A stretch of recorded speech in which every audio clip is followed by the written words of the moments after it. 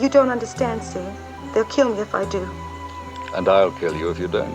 But you couldn't. You wouldn't. Not after what we just done. I certainly wouldn't have killed you before. Bienvenue au podcast Premier Visionnement. In my business, you prepare for the unexpected. Aujourd'hui, nous parlons de Bond, James Bond, agent 007. Just a drink. A martini, shaken not stirred. This never happened to the other fellow. Petite mise en garde avant de commencer. Si vous n'avez pas vu le film discuté aujourd'hui, je vais le spoiler complètement. Beg your pardon? Forgot to knock. And meanwhile, how do you kill 5 hours? Bonne écoute. I got no bitch.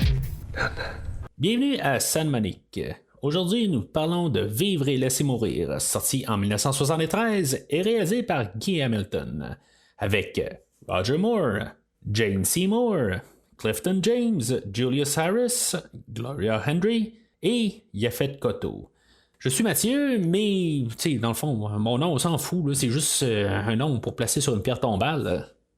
Alors, bienvenue dans cette rétrospective où on va couvrir toutes les aventures de James Bond au grand écran. En même temps, je couvre les films, les livres au travers. Je parle des livres qui ont été basés, qui sont, dans le fond, qui ont inspiré les films. J'essaie de couvrir un peu tout ce qui est James Bond dans les semaines qui suivent.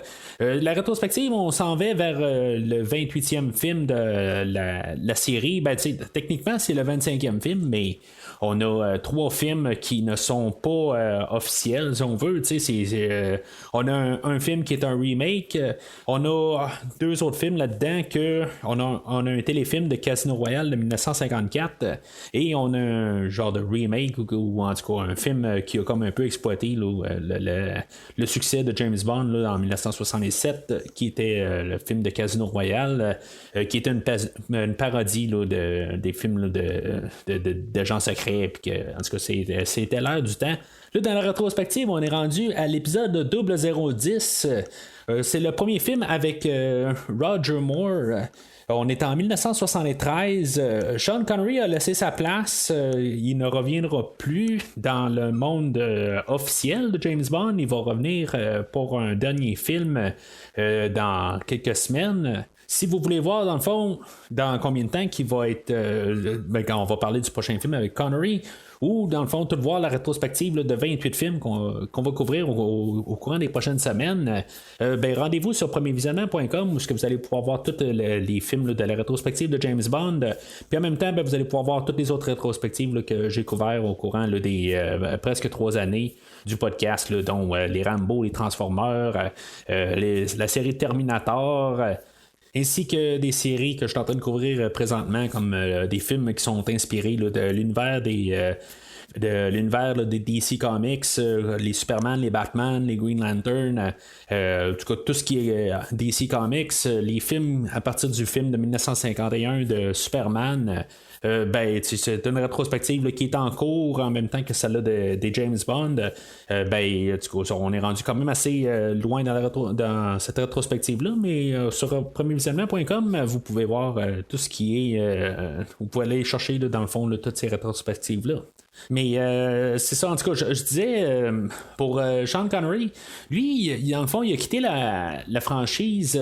On l'avait approché pour reprendre le rôle, bien entendu. On savait qu'avec Sean Connery, on pouvait faire de l'argent. Dans le fond, on avait eu le film avec George Lazenby, au service secret de Sa Majesté, qui n'avait pas fait nécessairement là, beaucoup d'argent. Il avait fait de l'argent, mais on avait peur. Quand on a fait ce film-là, on avait peur quasiment là, de montrer le nouveau James Bond. On y faisait pas confiance tout à fait. En tout cas, je n'ai parlé là, dans ce podcast-là exactement qu'est-ce qu'on pensait. Tout ça. C'est pas nécessairement méchant envers George Lazenby. Mais on avait peur du changement parce que Sean Connery était comme trop la face iconique de James Bond. Ça avait eu des répercussions aussi pourquoi qu'on a fait Opération Tonnerre puis pourquoi qu'on avait fait Casino Royale en parodie. Puis c'est ça, on se sentait pas tout à fait à l'aise de faire un nouveau film de James Bond officiel, puis de mettre un inconnu. à la place de James Bond ou que ce soit pas Sean Connery plutôt. Fait que on s'était comme arrangé pour être sûr que les gens sachent que c'était encore la même production en arrière puis tout ça. Que c'était vraiment un James Bond officiel, mais on avait comme un peu peur de juste y aller de l'avant. Mais c'est des choses qui vont avoir changé pour le film d'aujourd'hui quand on va introduire Roger Moore. Mais pour Sean Connery, ben c'est ça, on y avait offert genre quelque chose comme 5,5 millions pour reprendre le rôle qui était quelque chose. Il faut se remettre en 1972-73. Il faut bien penser, là. Puis que ça vaut genre, c'est une trentaine de millions aujourd'hui. Là. Fait que on y avait offert de reprendre le rôle, puis quelque part, il était plus intéressé. Ça se voyait là, dans Les Diamants sont éternels là, que j'ai couvert la semaine passée là, avec Christophe. Il était pas mal là, sur l'automatique. Il avait perdu un peu là, sa flamme du personnage. Là, fait que on s'est retourné, puis on a trouvé un nouvel acteur. On a failli avoir un James Bond américain. C'était pas la première fois là, qu'on allait là, dans le territoire américain, là, dans Diamants sont éternels, là, où, on avait peut-être même pensé là, genre à Adam West qui faisait le Batman là, dans les années 60 que j'ai couvert dans la rétrospective que je vous ai parlé tantôt là, pour l'univers de DC. On avait pensé peut-être à Adam West. Peut-être le plus sérieux qu'on a approché, c'était Burt Reynolds. Il y avait même Clint Eastwood. Il y a plusieurs personnes là, qu'on a approchées. Mais c'est ça, il y avait Burt Reynolds là, on n'était pas loin là, de conclure. Puis finalement, je crois que c'est Albert Broccoli qui a mis son poing sur la table puis il a dit non, regarde, on continue sur. On a besoin d'un acteur anglais ou en tout cas qui n'est pas américain pour faire le rôle de James Bond. Mais même là, selon certains dire, c'est peut-être Burt Reynolds aussi qui aurait arrivé puis qui aurait dit que James Bond ne devrait pas être américain. Mais Clint Eastwood aussi a dit la même chose. Fait que, exactement qui a dit ça, on ne sait pas tout à fait. Ou peut-être que tout le monde s'est entendu globalement pour dire que James Bond ne doit pas être américain. En tout cas.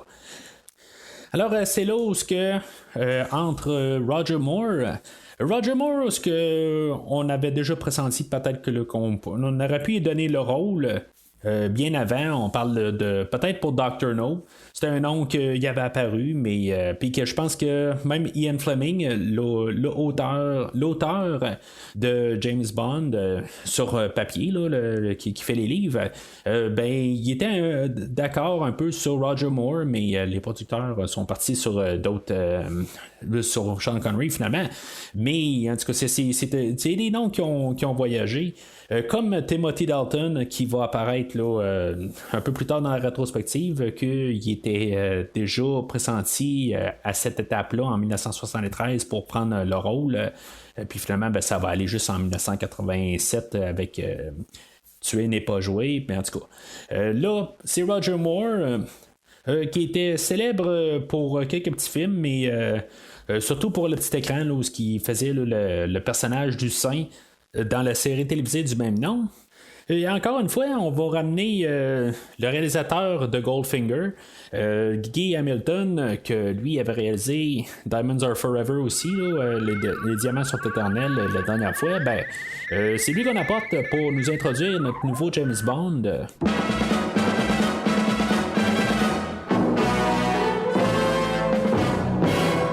Si on parle un peu du livre de Vivre et laisser mourir, juste pour comparer un petit peu avec le film d'aujourd'hui, le film n'est pas il y a beaucoup de différences, mais dans le fond il n'y a pas tant de différences que ça.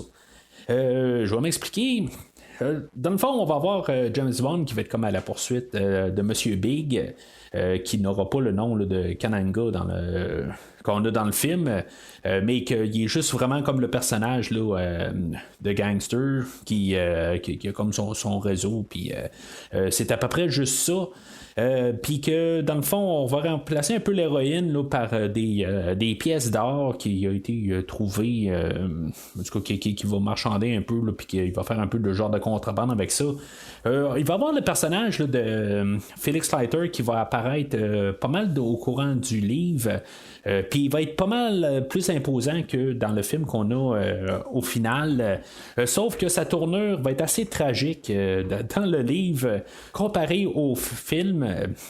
On va avoir les deux personnages de James Bond et de Felix Leiter qui ils vont comme être sur à la poursuite là, ou en train d'enquêter sur Mr. Big. Mr. Big il les capture, va les interroger. Il va y avoir Solitaire qui va apparaître aussi là-dedans, qui va les aider parce qu'elle elle veut sortir de là. Puis elle va choisir d'essayer d'accompagner James Bond pour sortir de son trou avec avec Monsieur Big. Mais tu sais, ça change un petit peu de la dynamique du film là, parce que c'est comme James Bond là, qui va la chercher quasiment là, dans le film d'aujourd'hui. Mais c'est Solitaire qui contacte James Bond dans le livre.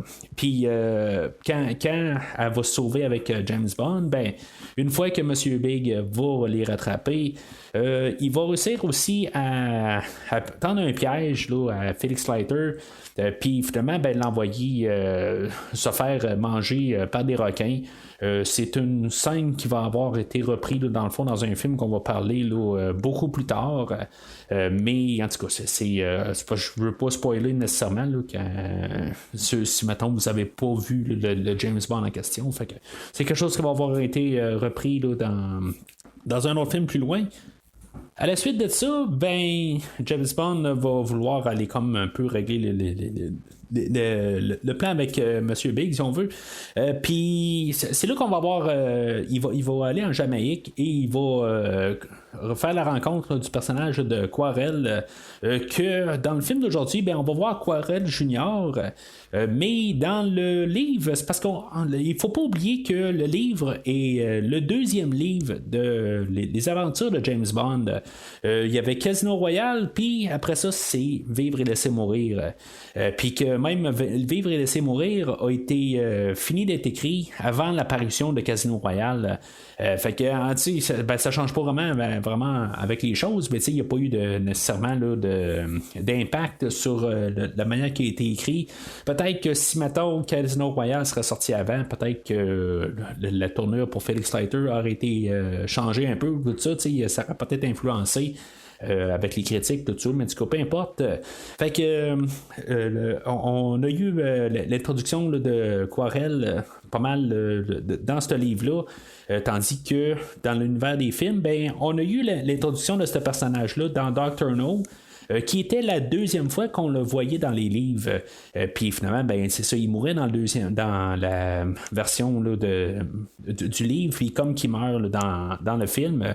Sauf que dans l'univers des films, il est déjà mort. Fait que c'est pour ça qu'on a amené là, Quarel Junior. Puis aussi, une chose qui va ramener aussi à Dr. No, le personnage de Strangways, qui est mort au début du film de Dr. No, il aussi fait son apparition dans le livre de Vivre et laisser mourir. Fait que, c'est toutes des petites affaires là, qui changent le fait que les livres ne sont pas faits là, de la même ordre quand ils sont adaptés au cinéma, mais on voit qu'il y a quand même des éléments. Après ça, c'est ça, James Bond va se rendre sur l'île, il va faire une plongée sous-marine, puis en tout cas, il va être attaqué par toutes sortes là, de genre une pieuvre ou quelque chose de même. En le temps de se rendre à l'île. Mais ultimement, il va être capturé par Mr. Big. Puis ça va être un petit peu comme la fin du film aujourd'hui, mais ça va être plus comme un autre film de James Bond qu'on va couvrir dans quelques semaines aussi, qui n'est pas l'autre film. Des petites choses qui vont avoir été conservées. Qui vont avoir été laissés vraiment pour le film d'aujourd'hui. On va avoir Solitaire et James Bond qui sont attachés ensemble à la fin du film d'aujourd'hui, mais ça se passera pas exactement comme le film. Ils vont être attachés en arrière d'un bateau et ils vont être traînés là, dans l'océan en espérant qu'ils se fassent manger par des requins. Bien sûr, je ne spoil pas le film qu'on va couvrir. En tout cas, je vous dis juste qu'il y a un film plus tard qu'on va reparler de cette scène-là. Mais ultimement, ben, le bateau explose parce que quand James Bond a réussi à faire, quand il a traversé l'île, ben, il avait posé déjà un genre de mine ou une bombe sur le bateau. Puis le bateau, finalement, il va exploser. Fait que c'est pas mal ça, là, la fin là, du livre. En gros, il va reprendre beaucoup d'éléments, mais on va changer un peu tout le scénario. Puis c'est sûr qu'il y a une grosse différence entre le James Bond des livres et le James Bond à l'écran. Puis, juste une dernière petite note, faut pas oublier aussi que dans le livre, James Bond est beaucoup contre Smersh et non Spectre, surtout dans les débuts. Puis là, on est à la suite de Casino Royale, puis où ce qu'on avait eu Smersh. Et effectivement, Smersh apparaît là, dans le livre de Vivre et laisser mourir, tandis que le film est vraiment une histoire à part. On vient de fermer pas mal toute l'histoire de Spectre la semaine passée là, avec Les Diamants sont éternels, qui était la version film. Dans le fond, dans les livres, on continuait avec Spectre vers la fin là, des œuvres de Ian Fleming. Mais dans les 6 ou 7 premiers livres, on est sur le Schmerch, mais dans l'univers des films, on a décidé de plus garder Spectre pour probablement juste une idée là, de garder ça plus linéaire, pas mélanger trop les affaires. Puis en même temps, en 1962, quand on a fait le premier film où on pouvait parler de Spectre, l'affaire c'est que on est en train d'écrire plus une histoire avec Spectre en fait de livres, puis peut-être juste pour simplifier les choses. Fait que, en tout cas, je me répète un peu sur des choses que j'ai déjà dit, mais je sais pas à quelque part où est-ce que vous vous embarquez là, dans la rétrospective. Fait que c'est des choses là, qui vont vraiment là, différencier là, les deux univers de films et de livres.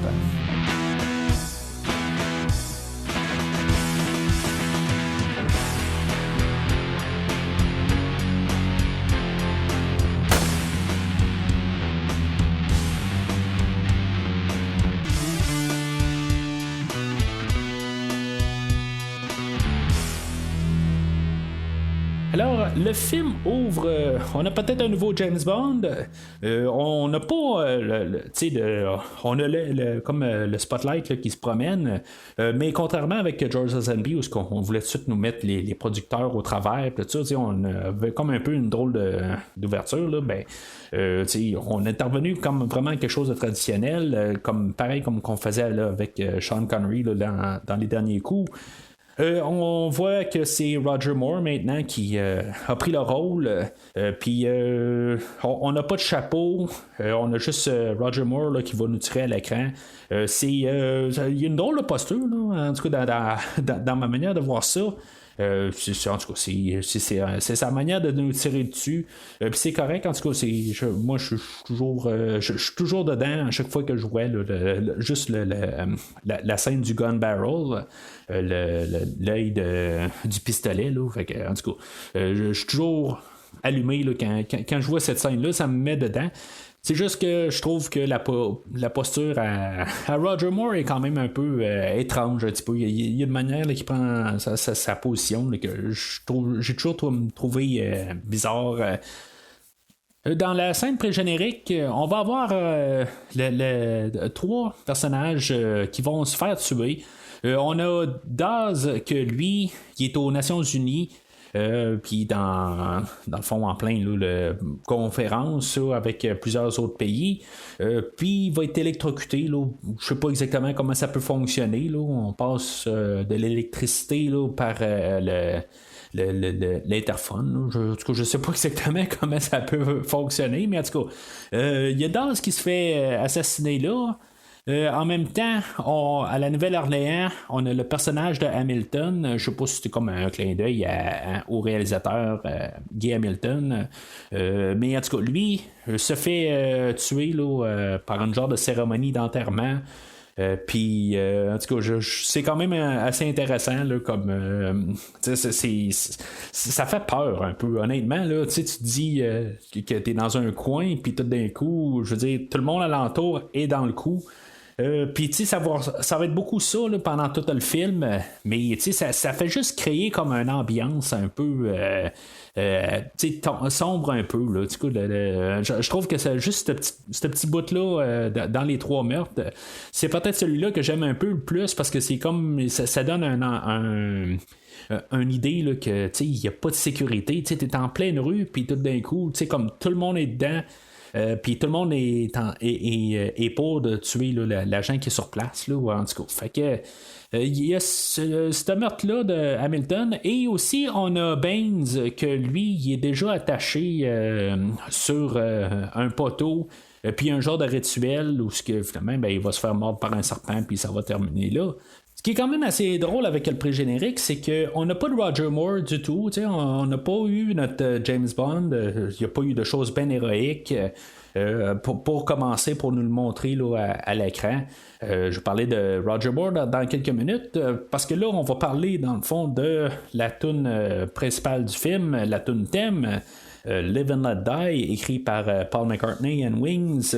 Moi, je vais dire que cette tune-là, je l'adore. Ça va probablement finir là, que ça va être une de mes meilleures chansons là, dans tout le palmarès là, des chansons de James Bond. Je peux pas compter le nombre de fois que j'ai dû écouter cette chanson-là. Je crois qu'il y a un bout dans ma vie, puis ça a dû durer 1 an, 2 ans, puis possiblement 3-4 ans. C'est vraiment possible.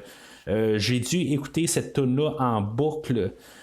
Plusieurs versions. Je veux dire, il y a un temps où j'ai été obsédé par cette chanson-là. Je ne sais pas pourquoi. Mais j'en étais tout simplement vraiment obsédé. Mais en tout cas, il y a eu plusieurs suites à partir de là où j'ai déjà parlé là, que j'ai aimé les Beatles. Ça a pas mal ça découle pas mal là, de ce film-là ou de cette chanson-là. Et le pire là-dedans, c'est que je ne sais même pas si la première fois que j'ai entendu cette tune-là, c'était vraiment la version de Paul McCartney. Oui, dans le temps, je sais pas si Guns N' Roses avait refait la chanson. Que j'aime quand même. Il y a peut-être un temps où j'ai peut-être plus aimé la version de Guns N' Roses, peut-être plus en adolescence ou je sais pas, dans ces eaux-là. Mais je suis revenu là, très fortement sur la version là, de Paul McCartney and Wings. Je trouve que cette version-là est, je veux dire, est pas loin de parfaite. Il y a la petite section au milieu là, qui est quand même un peu qui change un petit peu, qui est plus reggae un peu, que j'aime un petit peu moins. Mais pour la suite, tout le son, tout le côté musical, je trouve ça là, écœurant. Là, je veux dire, je trippe sur cette chanson-là. Peut-être pas autant que je tripais là, il y a 35 ans de ça ou 30 ans de ça sur cette tune-là, mais c'est quelque chose là, que je trouve vraiment merveilleux comme chanson. Là. Je veux dire, c'est juste la manière qui est montée, puis tout le côté instrumental, là, je trippe dessus bien raide. En même temps, on a les visuels de Maurice Bender, que lui, à part, je pense, les films de Bon Baiser de Russie et de Goldfinger, nous avait fait là, le montage. Ça me fait penser un petit peu à On ne vit que 2 fois, que j'avais pas trop aimé, mais dans celui-là, je sais pas, en tout cas, c'est mieux fait. On a la transition en plus là, quand Paul il chante, il dit Live and Not Die, que là ça devient une tête de mort. Ça va vraiment avec le film, avec les danseuses qui fait James Bond aussi, là, je veux dire, tout le feu partout. C'est vraiment là quand même le fun à écouter. Mais c'est ça, je veux dire, ça me fait quand même penser à les visuels je parle toujours de la séquence On a vu que 2 fois, sauf que quelque part on l'a plus perfectionné, puis c'est pas mal plus le fun là, aujourd'hui. Alors, on reprend le film avec l'introduction de Roger Moore. Puis, tu sais, il faut même noter que quand on voit Roger Moore, techniquement, quand on retourne au film, on a plus on va avoir le personnage là, de Madame Caruso en premier, puis après ça, on va voir James Bond. Peut-être que c'est plus pour montrer la différence entre Sean Connery et Roger Moore. Lui, ça va être plus comme le Playboy. Ça l'était un peu dans Sean Connery, mais avec Roger Moore, on va peut-être plus mettre l'emphase là, le personnage plus Playboy, plus. Qu'il va plus coucher avec des femmes, plus qu'avec Connery. Oui, Connery était intéressé aux femmes aussi, on le sait bien. Même on a vu que 2 fois, je pense que c'était excessif. Mais en tout cas, on parle de Roger Moore aujourd'hui. Roger Moore, qui est plus vieux que Connery l'était quand il a quitté.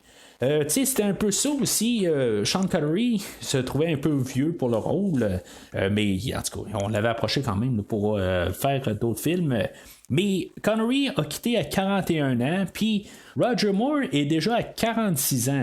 Il y a comme 3-4 ans là, de différence. Là, Connery en 71, 41. Puis il devait avoir à peu près 43 ans là, dans ces années-là. Fait que, Roger Moore part déjà avec plus d'âge que Connery, sauf que il va paraître beaucoup plus jeune que Connery. Ça, c'est ça qui est quand même assez étrange. On sent que Roger Moore a de l'énergie aussi. Quelque chose qu'on avait vu là, dans les 2-3 premiers films là, avec Sean Connery, c'est la même chose pour Roger Moore. Il y a vraiment une énergie qui se dégage dans le personnage. Ça, c'est sûr que ça vient tout le temps de moi. Là. Peut-être que vous allez l'écouter et vous n'allez pas penser la même chose, mais moi, honnêtement, je vois vraiment qu'il y a quelque chose là, qui sort de son interprétation. On voit qu'il y a le feu là, dans les yeux. Il prend son personnage à cœur. Je veux dire, il veut être là. C'est quelque chose aussi qu'on peut remarquer avec Sean Connery, qu'après un bout, là, il voulait plus être là. Dans le fond, c'était juste l'argent là, qui l'amenait là. Plus, c'est pas juste pour parler de Sean Connery puis remonter Roger Moore, c'est pas ça. C'est juste un contraste, dans le fond, qu'on voit avec le film là, de la semaine passée puis le film d'aujourd'hui. On voit quelqu'un qui veut être là. C'était pareil pour George Lazenby. Il y avait quand même quelque chose, il voulait être là, je veux dire, il y avait, même si quelque part il voulait plus être là parce qu'il a donné sa démission avant la fin du tournage, c'est des choses qu'on peut quand même voir que ça fait du bien, le changement. Puis là, avec Roger Moore, ça fait du bien. Puis ce qu'on va voir là, pendant tout le film, c'est qu'on n'aura pas peur de cacher notre nouveau James Bond. On va le mettre pas mal à l'avant-plan. Dans la première scène qu'on le voit, oui, on le voit avec au lit avec Madame Caruso. Il y a M qui va venir le trouver chez lui.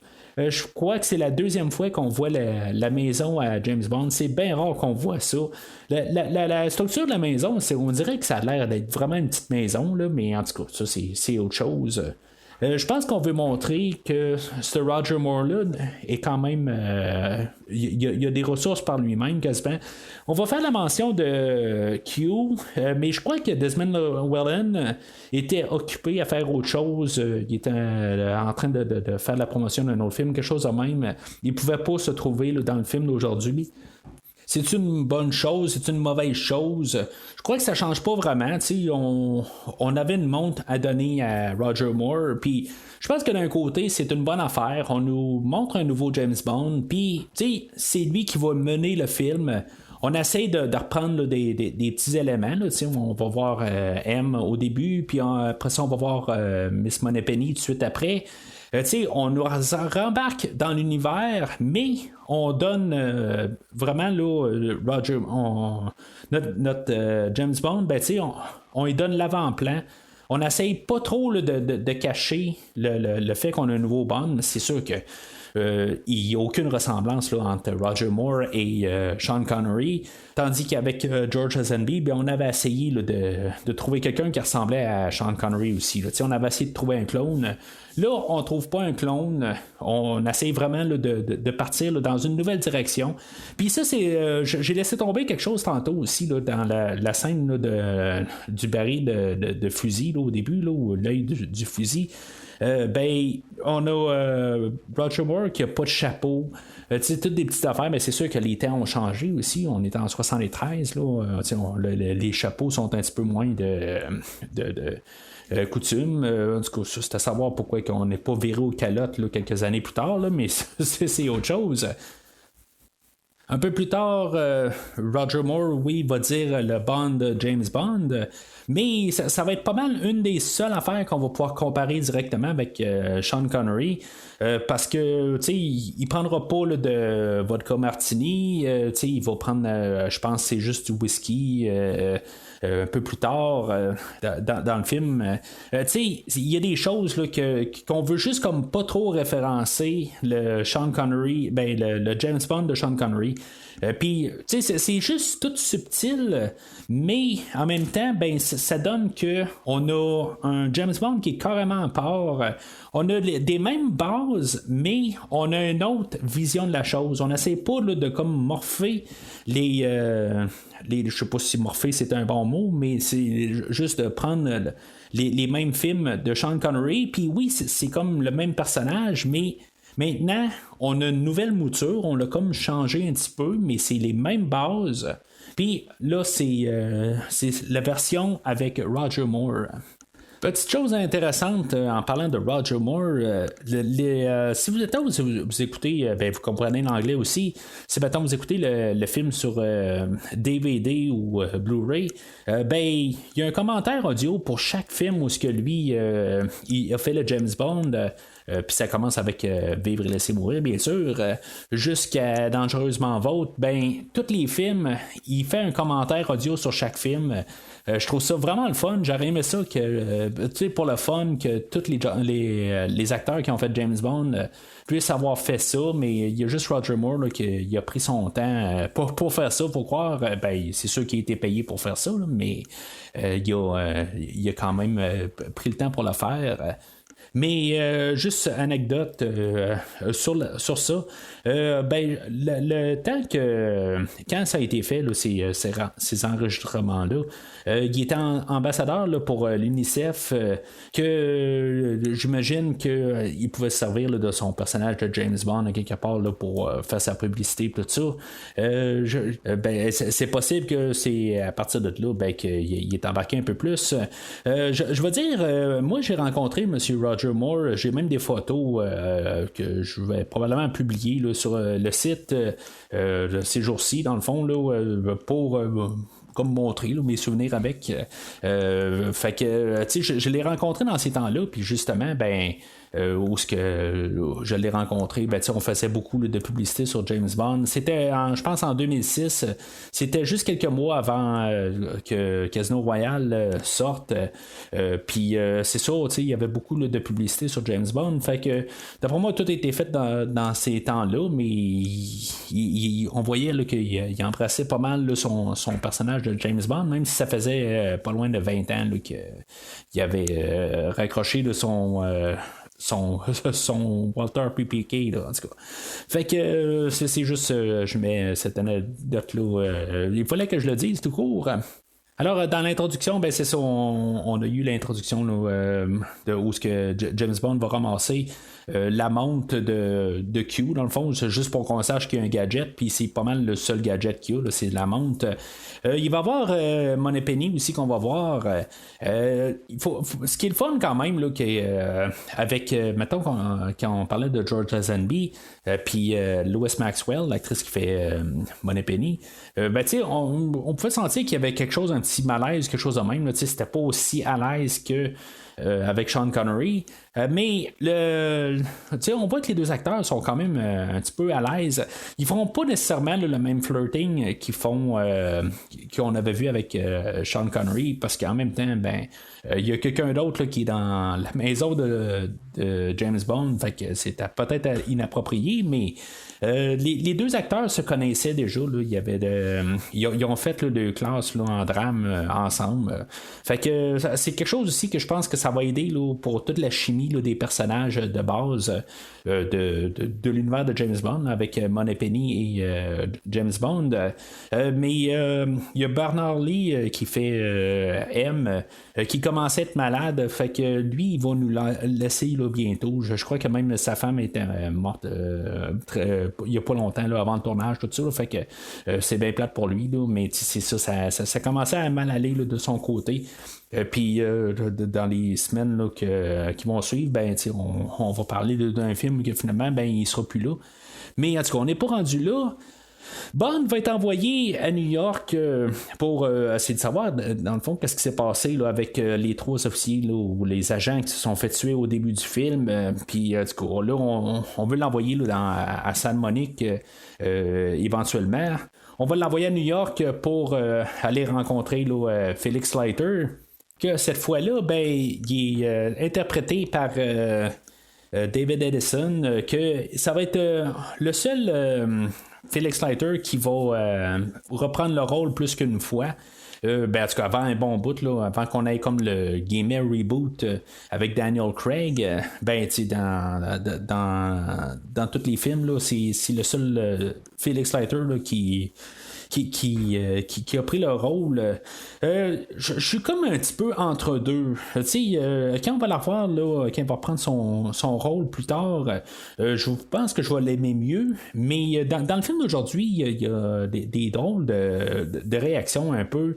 Je comprends que il est peut-être plus. Il va capturer plus l'écran. Mais je trouve qu'à quelque part, il y a des fois, là, puis je pense que c'est pas nécessairement tout de sa faute. Il y a une fois où que James Bond, là, il va être attaqué. James Bond va prendre un taxi, puis finalement, ben, le chauffeur du taxi va se faire tuer. Puis James Bond va être pris à conduire le taxi là, à partir là, du banc passager arrière. Quand même une bonne scène. Par contre, là, j'aime quand même beaucoup cette scène-là. Même tu remarques que la voiture là, qui est arrivée à côté, là, qui était conduit là, par Murmure, là, qui finalement qui tue le chauffeur. Ben, quand le taxi commence à divaguer un peu, puis il commence à perdre le contrôle, je trouve juste ça le fun à chaque fois qu'on voit encore un peu quand même là, la voiture de Murmure qui se sauve. Ben, c'est Whisper, c'est mettons, vous l'écoutez en français, en anglais, là, en tout cas, la version française là, dit Murmure. Puis c'est ça, on voit quand même la voiture se sauver. Puis c'est juste que ça paraît que c'est pour moi juste des scènes comme filmées d'avance. Puis là, je veux dire, c'est n'importe quel plan qu'on prend. C'est juste que je trouve ça quand même le fun. C'est pas grand-chose. On le voit pas pour longtemps, là, mais c'est juste que ça fait que les scènes, c'est pas juste du n'importe quoi. Comme qu'on voit souvent juste des poursuites de voitures, une voiture dans le trafic. Puis la voiture, les voitures alentours n'ont pas rapport. Puis là, ben, pour 2-3 plans, ben, on voit encore là, la voiture blanche, pas trop éloignée, tout ça. Fait que je trouve que c'est le fun. Je sais pas pourquoi j'aime ça, là, mais c'est quelque chose que j'ai remarqué, puis je trouve que je l'apprécie. Là.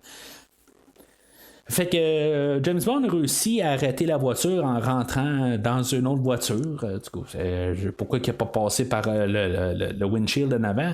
Ça, je le sais pas, mais en tout cas, il a réussi à arrêter la voiture puis ça arrête là. Puis c'est là où je disais que la performance de David Ellison est bizarre. Parce que là, il va parler à James Bond au téléphone, puis là, tout d'un coup, il va avoir comme une pause de 2-3 secondes, puis après ça, il va dire « Hein, qu'est-ce qui s'est passé? » C'est comme si, dans l'édition, on avait oublié d'enlever ces 2-3 secondes-là, puis c'est quelque chose qui m'a toujours chatouillé, là, quelque part, c'est quelque chose qui m'agace tout le temps. À chaque fois que j'écoute le film, là, ces 2-3 secondes-là, je trouve sont vraiment bizarres. Il y a James Bond qui est en train d'expliquer au téléphone qu'est-ce qui s'est passé, puis c'est ça, la manière qu'il sursaute, tout ça. Fait que c'est juste bizarre. Le montage est fait bizarre. Ça aurait dû être Felix Leiter qui saute tout de suite. Quand on saute à lui, tout de suite, là, il ne devrait pas avoir de pause. En tout cas, comme je dis, ça m'a toujours chicoté, là, mais en tout cas, je suis là pour justement parler de ça. Alors, on va retracer là, la Pimp Mobile que Murmure avait tué le chauffeur. On va la retracer là, comme un magasin de voodoo. Puis James Bond va se rendre là. Bien sûr, il va voir Murmure passer, puis il va le suivre. Il va se ramasser là, dans les souterrains, dans le stationnement. Puis finalement, Murmure va repartir avec Monsieur Big. Tu sais, on avait vu le personnage là, de Kananga et Solitaire un peu plus tôt là, avec le Teehee, le monsieur avec le bras de fer. On les avait vus rentrer dans une bâtisse, puis que finalement, ils sont comme partis à l'arrière dans une place fermée. Là, en tout cas, ils ont réussi comme à déjouer Felix Leiter, qui avait mis la salle sur écoute. C'est déjà en train de montrer peut-être là, comme la révélation qu'on va avoir un peu plus tard.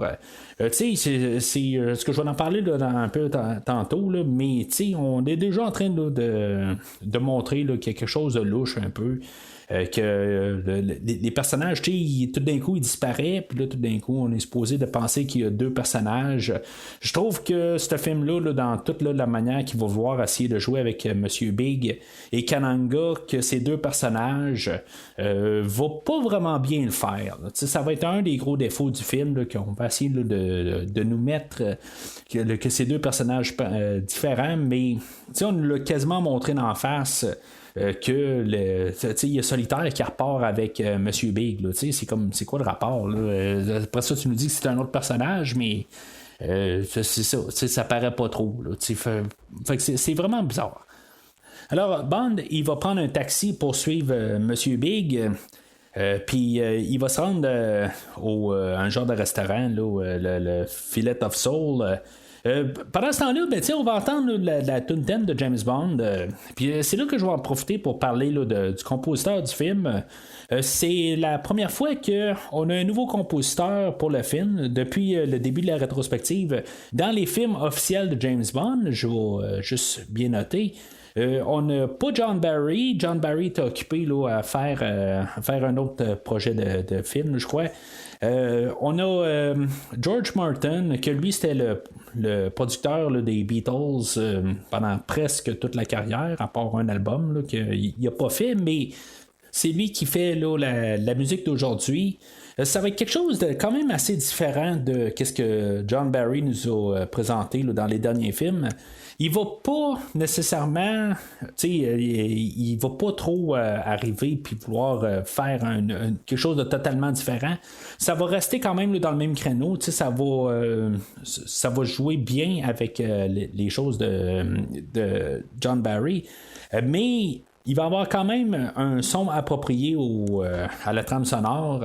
Moi, personnellement, c'est une de mes meilleures trames sonores là, de James Bond. Il y a des trames de John Barry qui sont supérieures à la trame d'aujourd'hui, mais ça reste quand même une de mes meilleures trames de James Bond. C'est sûr il y en a des meilleures puis il y en a des moins bonnes. Si maintenant on arrive pour dire qu'il y a une meilleure, par défaut, il y en a des moins bonnes que la meilleure. On s'entend. Mais je trouve que c'est vraiment un très bon effort. C'est bizarre par contre que la musique, des fois, on dirait que c'est plus de la musique source. Je sais pas si vous comprenez la différence entre plus une musique de fond puis une musique source. C'est plus de la musique qui était composée pour être en arrière-plan, mais qui n'a pas nécessairement rapport avec la scène. C'est ça que je vais des fois trouver bizarre dans la trame sonore. Mais les thèmes qu'il va avoir composés pour le film, plus ceux-là qui sont faits plus en fait trame sonore, là, qui sont plus pour l'écran. Je veux dire, je les aime beaucoup. Là, je trouve que c'est vraiment solide. C'est juste des fois, les trames qui sonnent plus comme des tracks sources. C'est là où je trouve que c'est le côté faible de la trame sonore. Mais en tout cas, c'est quelque chose qui est vraiment le fun à écouter comme trame sonore. C'est souvent dans les trames sonores que je vais écouter, quand je vais vouloir écouter une trame sonore de James Bond. C'est dans mon top 5. Là. Alors, Bond se ramasse, comme j'ai dit, au restaurant là, Fillet of Soul. On avait vu que tout le monde était dedans, là, dans le coup, là, dans le fond, dans sa poursuite. Tout le monde se laissait des notes. Là. Il a tourné à gauche site, puis après ça, il a continué 2 rues, puis il est retourné à gauche encore. C'est quand même. On voit que tout le monde est dedans. Il y a des espions partout, les yeux sont partout. À chaque fois là, que James Bond éternue, ben il y a quelqu'un qui l'a entendu, qui l'a vu en train de se moucher. C'est vraiment quand même assez. On voit quand même que James Bond peut être en danger n'importe quand. Alors, le restaurant Fillet of Soul, dans le fond, il appartient à Mr. Big. Bond, il rentre là, puis il pense à aller voir le serveur, puis il présente un peu d'argent, puis il dit qu'il veut un peu, il veut de l'information. Ça marche pas de même. Aussitôt qu'il commence à donner l'argent, ben le serveur, il ramasse l'argent, puis le mur où ce qui est assis, ben il fait traverser l'autre bord. James Bond va se ramasser carrément ailleurs. Dans le fond, ça a comme pas rapport avec le restaurant. C'est là qu'on va avoir la connaissance là, de Solitaire. Puis c'est là aussi qu'on va avoir James Bond qui va se présenter comme Bond James Bond. On peut avoir un peu, essayer de comparer avec Sean Connery. Mais la manière qu'il va le faire, ça va ressembler un peu à la manière que Sean Connery va le dire. Mais c'est ça. Je veux dire, il y a juste un petit peu le petit spin de Roger Moore. Mais si on essaie de se placer avec Solitaire, puis mettons que c'était Sean Connery qui aurait pris la scène, je verrais pas vraiment Sean Connery faire cette scène-là. C'est vraiment quelque chose de différent. On peut voir là, dans ces scènes-là qu'ils n'ont pas le même tempérament. C'est vraiment pas la même chose.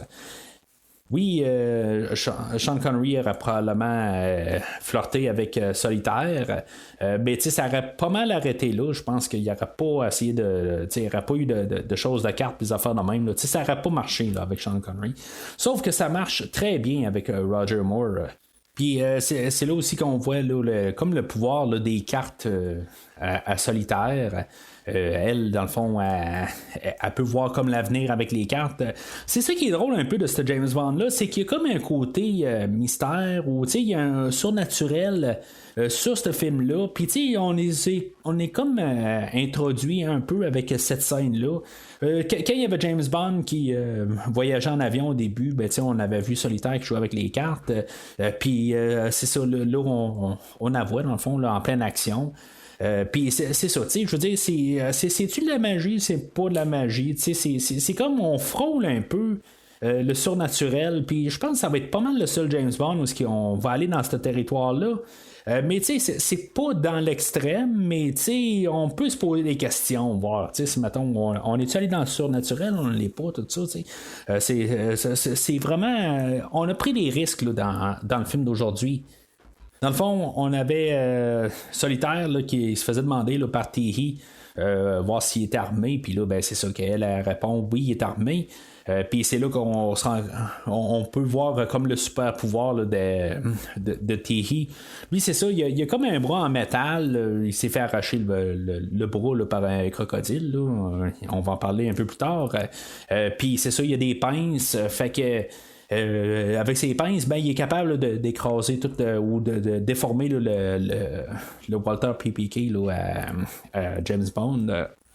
Mais ça me fait tout le temps rire à quelque part parce que tu te dis, c'est pas nécessairement le bras qui est en train de plier parce qu'en bout de ligne, il faut quand même que l'autre, sa main normale qui est en train de tenir le fusil, aussi, il faut qu'il soit aussi fort que le bras en bout de ligne pour pouvoir tenir le fusil pendant qu'il est en train de se faire tout déformer. Là, fait qu'en tout cas, c'est juste drôle. Là, on est supposé de mettre l'emphase sur que le bras ou la pince est super forte, mais en bout de ligne, c'est son autre bras aussi. Là, c'est les deux. Là, il faut qu'il soit aussi fort. Là.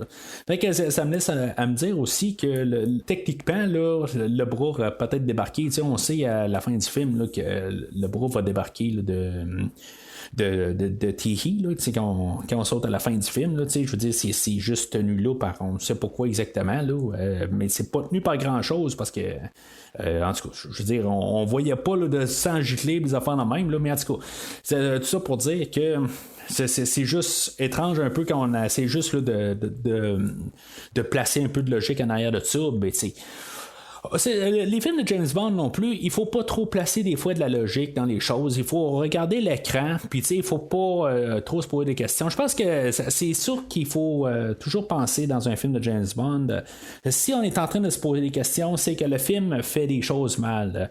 Là, je vais dire de l'autre côté, c'est que le film, comme la plupart de tous les autres James Bond, c'est un film là, que j'ai vu 25-30 fois. Je l'ai vu vraiment souvent. Fait que je suis pas à ma première écoute, fait que j'ai eu le temps un peu là, de penser à ce film-là, mettons. Fait que ça, je veux mettre ça, on est loin du premier visionnement. On est le premier visionnement en 2021, mais c'est tout. Là. Alors, on va envoyer Bond avec deux gars, dans le fond, se faire assassiner là, dans la ruelle. Pourquoi qu'on l'a pas tué sur place, là, rendu là? On aurait pu le faire, là, ça aurait été plus logique, mais... En tout cas, on va décider de l'envoyer dans la ruelle en arrière, puis Bond va réussir à se défaire. C'est là qu'on va se rendre compte qu'il y a quelqu'un qu'on pensait qui était du côté à Mr. Big, ben que finalement, ben, il était du côté de la CIA. Là. On va avoir le personnage là, de Harold Strutter. Que en bout de ligne, il sert juste à nous donner qu'est-ce que Felix Leiter faisait là, dans la plupart des films, qu'on pense tout le temps que c'est un méchant, mais finalement, ben, c'est pas un méchant. Parce que ce personnage-là apparaîtra plus vraiment là, dans le film, en bout de ligne. Il était là juste pour ça. Puis il va être là pour mourir un peu plus tard. C'est pas mal ça. Alors, Bond va suivre Strutter dans sa voiture, puis c'est comme quasiment là, un jeu de mots, là, où on va avoir Felix Leiter qui va être... qu'on va pouvoir y parler par l'entremise d'un lighter dans la voiture à Strutter. Il va nous mentionner là, que Mr. Big, il s'en va pour... ou Kananga s'en va pour San Monique. Fait que, tu sais, on avait vu Mr. Big juste il y a 5 minutes avant où il avait dit à Bond, où Bond voulait se présenter, puis Mr. Big, tu sais, ça n'a pas été long, il a dit, regarde, m'en fous de ton nom, là, les noms, c'est pour les pierres tombales. Tu sais, je trouve que c'est une super bonne ligne, là, honnêtement. Là. Puis ça montre que James Bond est pas en contrôle de la situation. Tu sais, il essaye autant que possible, mais tu sais, avec tous les yeux partout, Mr. Big essaie de le rencontrer, puis lui, c'est garde, j'en ai rien à foutre. Tu sais, réglez-moi ce cas-là, tu sais, allez l'assassiner là, dans la ruelle arrière, puis ça finit là, tu sais. C'est ça qui est le fun dans ce film-là, puis ça continue. Fait que là, on se ramasse à San Monique. On a une petite genre de scène, je sais pas, c'est un genre d'interlude là, où on va voir l'introduction là, du baron samedi qui fait comme une danse, puis on voit toutes sortes de danseurs avec lui. Puis c'est ça, c'est quand même assez bizarre. Là, on en voit un marcher sur ses pattes, puis je veux dire, toutes les acrobaties, là, je veux dire, c'est quand même assez capoté. Écoutez, pareil. Bond va se rendre au motel, puis il va apprendre qu'il y a une Madame Bond qui est déjà à l'hôtel, là, qui a déjà pris la chambre. Bond va rentrer dans sa chambre, puis comme qu'on avait vu là, avec Sean Connery, ben Bond, une fois qu'il rentre dans sa chambre, ben, il va inspecter sa chambre. C'est la même chose qu'on a vu là, plusieurs fois. Bien sûr, ben la chambre est écoutée. Ça, il sait. Au moins, c'est comme il sait qu'il est écouté, mais les machines sont comme tout le temps en avance sur lui. C'est comme un peu, c'est comme je disais tantôt, là, mais il sait qu'il est écouté. Puis, ça met comme un peu la puce à l'oreille là, de faire attention. Puis là, ben, il y a une Madame Bond là, que lui n'a jamais demandé, là, qui n'a jamais entendu parler. Puis tout d'un coup, ben, elle se pointe. Là, il y a quelque chose qui est quand même assez bizarre parce que là, James Bond, il va se faire la barbe. Puis il va être dans son bain. Puis là, ben, il y a un serpent qui va rentrer là, dans son bain. Mais le serpent aurait pu tuer James Bond sur place, mais on a eu comme une faute, une erreur du côté à Mr. Big. Pourquoi est-ce que Murmure il rentre avec le champagne? Pourquoi est-ce qu'il rentre là? Il aurait attendu 30 secondes. Puis le serpent, ben, il aurait tué James Bond, puis ça aurait été fini là.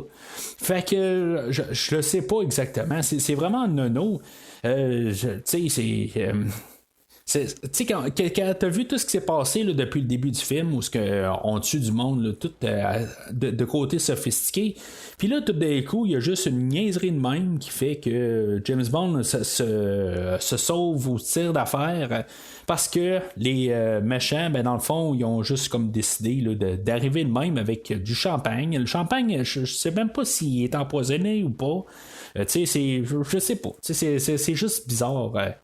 Mais pourtant, je comprends pas. Il reconnaît pas Murmure quelque part. C'est quand même. Ben, officiellement, il l'a pas vu. Là, fait que peut-être pour ça, mais il doute pas un peu son champagne, les affaires de même. Là, mais en tout cas, c'est ça qui est un petit peu louche là-dedans. Fait qu'on va voir l'introduction là, de Rosie Carver, qu'elle travaille pour la CIA. Pourquoi est-ce que Felix Leiter n'a pas parlé à James Bond avant?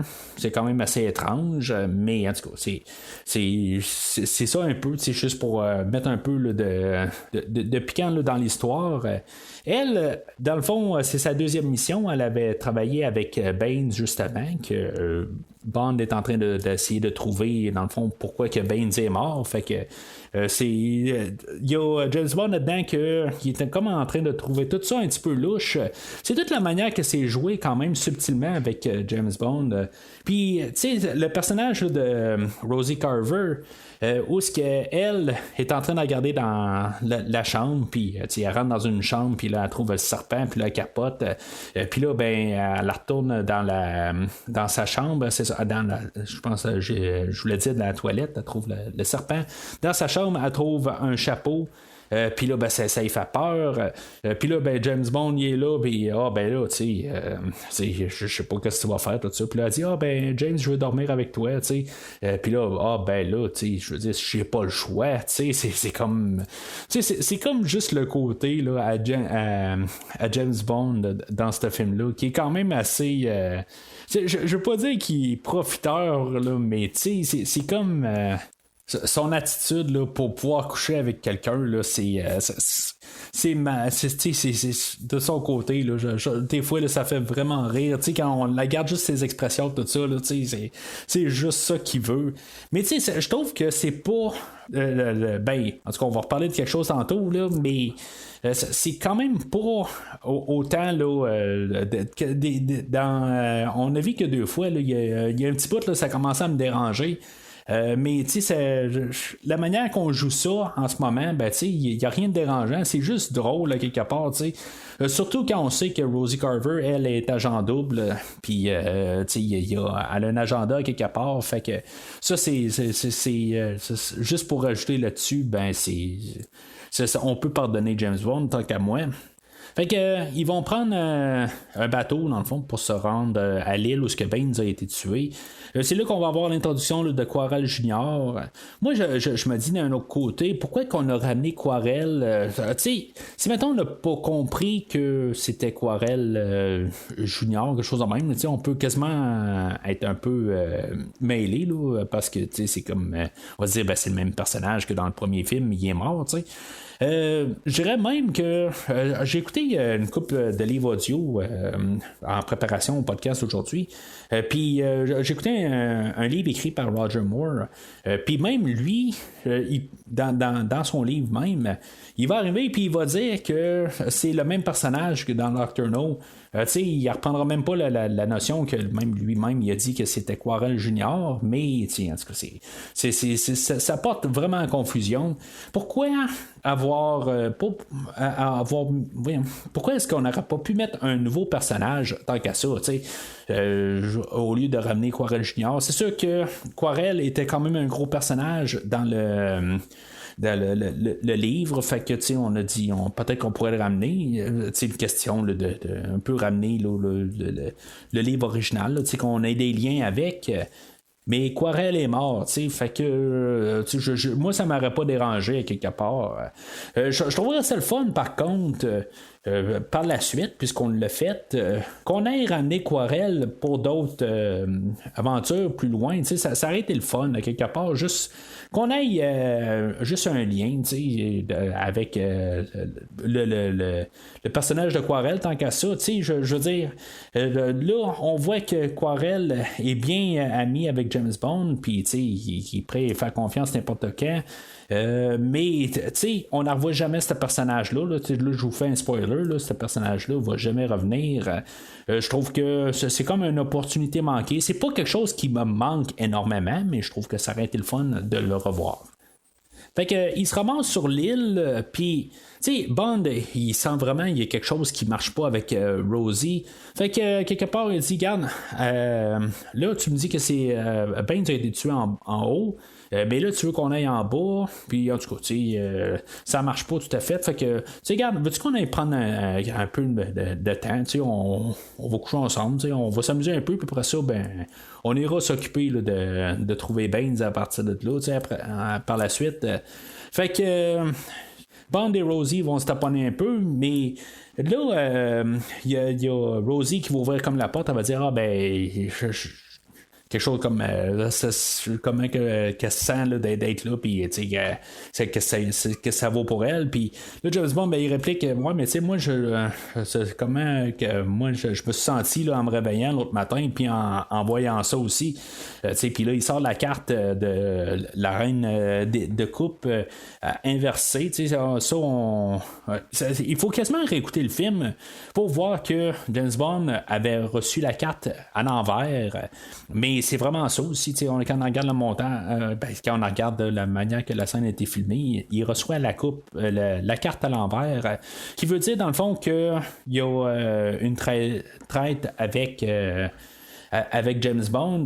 Mais tu sais, James Bond, lui, tout d'un coup, il reçoit une carte de nulle part, puis tout d'un coup, il croit la carte, il croit pas Rosie, tu sais. Il a point du fusil, tout ça, mais elle a de toute façon en mort à l'hameçon, je veux dire, elle fait la coupable tout de suite, puis elle est prête à. Ben, tu sais, elle veut pas parler parce qu'elle sait qu'elle va se faire tuer si elle parle, puis James Bond va la forcer à parler. Moi, il y a toujours la ligne là-dedans où ce que Rosie elle va y répondre, elle va dire, ben, tu sais, pas avec tout ce qu'on vient de faire, tout ça, tu vas vraiment menacer de me tuer, tu sais, puis James Bond, il va répondre, ben. Tu sais, j'allais pas le faire avant, là, voyons, tu sais, je veux dire, je suis en bout de ligne, tu sais, il voulait coucher avec, puis après ça, il posait des questions, tu sais, je veux dire, je pense que cette scène-là, elle me fait rire à chaque fois, tu sais, ça fait genre 30 fois que je vois le film, puis je pense que j'ai ri à chaque fois que j'ai vu ça, tu sais, je veux dire, je trouve juste que les opportunités pour coucher avec quelqu'un, là, c'est immanquable. Puis sa réplique dans cette scène-là, là, je veux dire, c'est de l'art. Ça, pour moi, là, c'est de l'art. Il n'y a pas de meilleure manière là, d'écrire ça. Là. Fait que Rosie va se faire tuer, finalement, ben elle va se sauver, puis finalement, il y a un genre d'épouvantail avec un canon dedans, puis il va tuer Rosie. Pourquoi est-ce que le même épouvantail ne tue pas James Bond? Peut-être qu'il y avait juste une balle là, dans l'épouvantail, là. Parce que c'est la seule chose que je peux voir, parce que en bout de ligne, ils ont James Bond dans leur mire, puis il n'y a personne qui peut voir qu'est-ce qui se passe. Là. En bout de ligne, il faut qu'il ramasse le corps à Rosie Carver, fait que qui ramasserait le corps à James Bond aussi, ça changerait quoi? Alors, on savait que sur la même île, il y avait une grosse maison, puis ça, c'était la maison à Solitaire. On avait vu que Kananga était dans la maison un peu plus tôt, Solitaire, elle avait vu que James Bond et elle allaient probablement tomber amoureux. Elle avait la carte de l'amour, puis là, tout d'un coup, elle devait répondre à Kananga, est-ce que tu vois la mort? Puis elle avait comme menti un peu, elle dit oui, c'est la mort, mais finalement, elle a réussi à se sauver un peu de l'idée que James Bond s'en sauve en disant que Rosie est morte. Fait que elle a réussi à la passer rapide là, mais en bout de ligne, là, Kananga va être quand même un peu fâché à partir de là. Mais tu sais, ça dit que Kananga est quand même dans ce coin-là. Pourquoi que quand James Bond arrive à la maison, Kananga est plus là? Ben peut-être qu'en bout de ligne, c'est quand même une île, puis ça a l'air d'être une grosse île parce que après ça, là, ils vont se sauver de l'île, puis il y a quand même un village, tout ça, là, c'est vrai que Kananga, il a quitté l'endroit, mais en tout cas. Fait que Bond arrive, puis dans le fond, il va trouver un moyen là, de réussir à coucher avec Solitaire. Là, il va avoir comme tout piraté les cartes, puis il va avoir juste sorti là, des cartes là, d'amoureux. Puis elle va tomber dans le piège. Il y en a qui vont trouver que c'est un peu dégoûtant qu'est-ce que James Bond fait.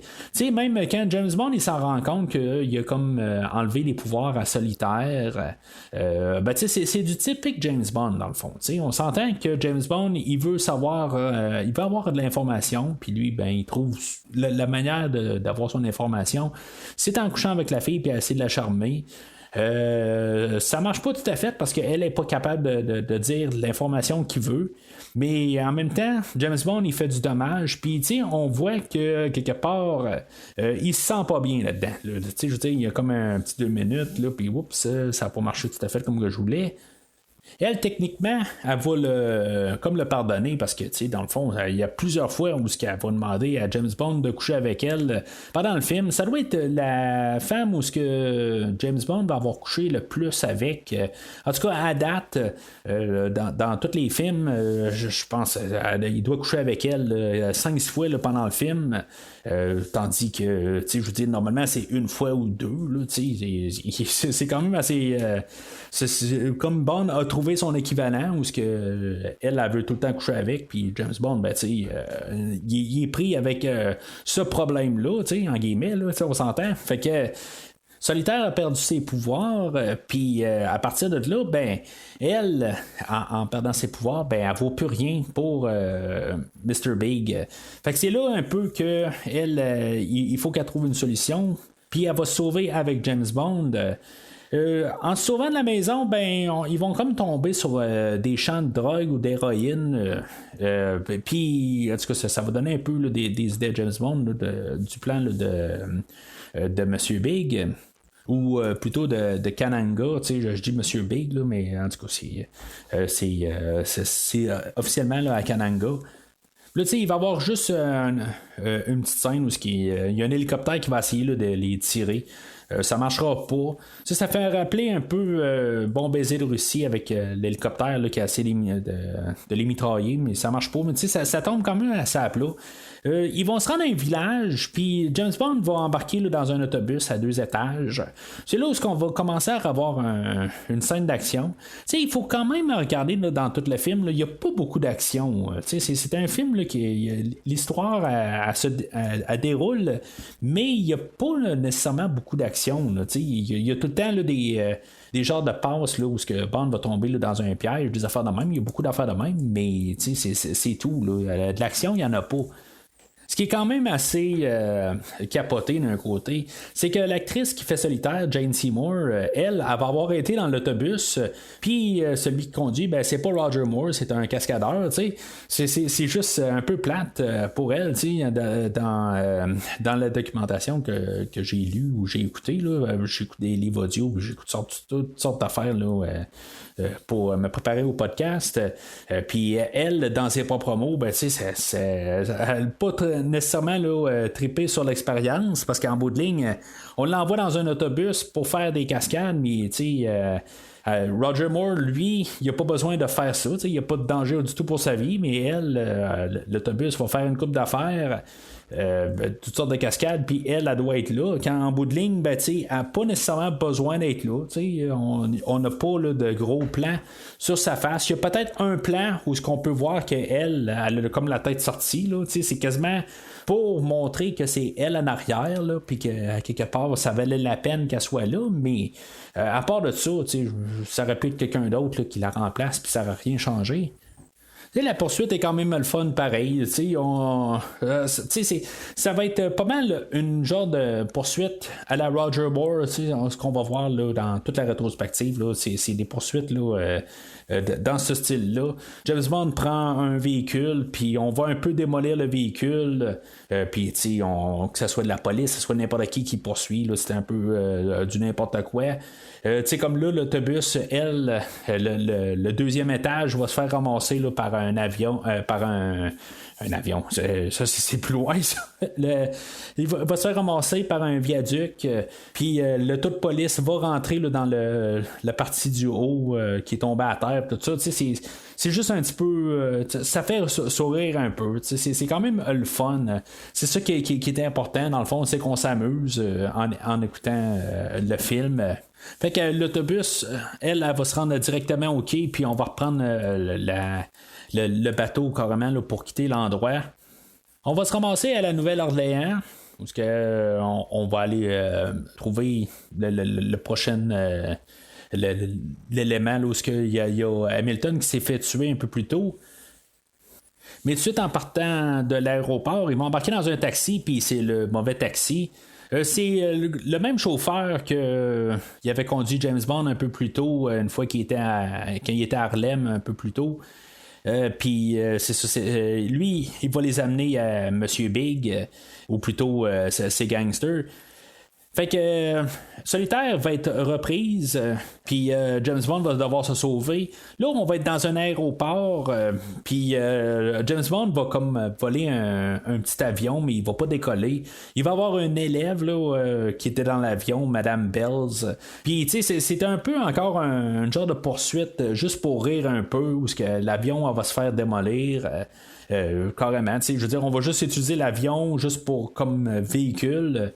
C'est quand même une petite scène un peu le fun. C'est pas trop long. C'est ça qui est le fun un peu, c'est que ça fait rire un peu. C'est un petit peu n'importe quoi là-dedans. James Bond fait toutes sortes de niaiseries avec l'avion, mais ça vire pas nécessairement au ridicule total. Il n'y a pas une petite musique là, quelque part qui dit que on est dans une parodie. Ça frôle la parodie, mais ça y va pas dans l'excès. C'est juste ça que je peux dire quelque part. Il y a peut-être juste le personnage là, de Madame Bells puis ses expressions. Puis, tu sais, c'est là un peu que aussi le film, on est à 1 heure du film, puis qu'il va comme prendre un peu une différente direction. Là, on a Madame Bells qui va essayer de nous faire rire dans le fond par sa face là, toute sévère. Mais en tout cas, là, ça va pour le peu qu'on a voit. Là, James Bond et Felix Leiter vont se ramasser au restaurant Fillet of Soul, que il était, c'était le même restaurant que à Harlem qu'on avait vu plus tôt, mais dans le fond, là, la franchise à Nouvelle-Orléans, c'est comme la même franchise, mais c'est pas le même restaurant physiquement, là, mais c'est la même franchise. Fait que ils vont rentrer dans le restaurant, puis là, James Bond ne voudra pas se mettre au mur parce qu'il sait bien qu'est-ce qui s'est passé la dernière fois. Fait que on va l'envoyer à côté de la scène. Il va avoir, juste avant qu'il rentre là, le personnage de Strutter va s'avoir fait tuer finalement. Pareil comme Hamilton au début du film. Mais c'est ça, tu sais, ils vont rentrer en dedans. Puis là, il y a le serveur va arriver puis va dire il y a un téléphone pour monsieur Felix Leiter. Il y a un Strutter qui essaie de vous rejoindre, mais tu sais, je comprends pas exactement qu'est-ce qui s'est passé au téléphone, parce que là Felix Leiter, lui, il va revenir, il n'y a pas de problème. Tu sais, je comprends pas exactement qu'est-ce qui se passe là-dedans. Je sais pas, là, je sais que j'ai dit tantôt, il faut pas que je pose trop de questions, mais quand il revient, puis là, il a parlé à qui bord? Est-ce que Strutter est pas mort finalement? On peut laisser supposer qu'avec le montage, Strutter s'est fait tuer là, juste avant que James Bond et Félix arrivent. Mais le fait que Félix se fasse appeler par Strutter, ben tu sais, il a pris le téléphone, puis qu'est-ce qu'on lui a dit? La ligne était peut-être coupée, ou je sais pas, tu sais, ça se pourrait aussi. Fait que Felix Leiter revient, puis James Bond n'est plus là, tu sais, il y a quelque chose qui marche pas, là, quelque part, là, tu sais, pourquoi qu'il n'a pas appelé d'autres collègues, quelque chose de même, là, tu sais, il y a quelque chose qui s'est passé, là, qui marche pas, là. Mais il faut croire que Felix Leiter, ben, il s'est dit, bon, ben, maudit James Bond, le coquin, il s'est sauvé pendant que j'étais pas là. Ça se peut que c'est ça qu'il s'est dit, parce que en bout de ligne, il n'y a pas de suite là, à cette scène-là. Bond, pendant ce temps-là, une fois que Félix était parti, ben il y avait B.J. Arnaud qui vient jouer ou chanter la tune chantée par Paul McCartney au début, là, dans la tune thème, dans le fond. Là, on a une autre version de la tune thème. Une version que j'aime quand même bien, là, je trouve ça fun, là, même sur l'album, le CD. Cette version-là, elle se trouve, tout ça, puis elle est quand même le fun, je l'aime bien. Mais bien sûr, ben, on va jouer avec nous autres un peu, parce que là, on se dit, bon, ben, James Bond a réussi à déjouer, on était avec lui, ben, finalement, ben, la table, elle rentre dans le sol, c'est juste, James Bond ne réussit pas à s'échapper. C'est ça que je dis depuis tantôt aussi. L'équipe à Mr. Big Kananga sont toujours en avant de James Bond là, dans ce film-là. Fait que Bond, il va être questionné par Monsieur Big, savoir si, mettons, il a couché avec Solitaire. Puis Bond, ben, il pèse sur le crayon que lui, il va répondre à Kananga s'il le voit, tu sais.